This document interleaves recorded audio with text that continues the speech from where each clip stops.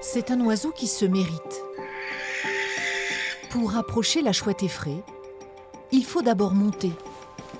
Monter très haut, au sommet d'un clocher. Ici, ces bénévoles de la Ligue de protection des oiseaux vont poser un nichoir.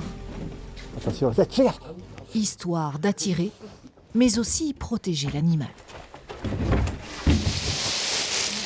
Donc là, je mets des feuilles pour faire une sorte de litière pour faire la chouette effraie, qui est un minimum de confort pour elle.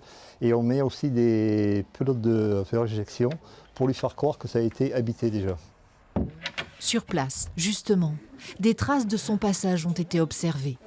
Sur le sol, ces boules de réjection, typiques de la chouette effraie. Ça nous permet de savoir ce que la chouette mange. En l'occurrence, on trouve des petits os, des mandibules. Elle mange énormément de rongeurs, oui. Oui. C'est très utile de ce côté-là. Utile, mais en danger.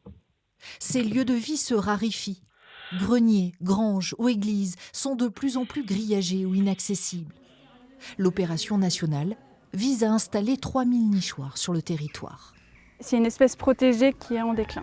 On pose ces nichoirs, mais l'objectif c'est de sensibiliser un maximum de personnes aux rapaces nocturnes, dont les fraies des clochers, pour mieux les connaître et mieux les préserver.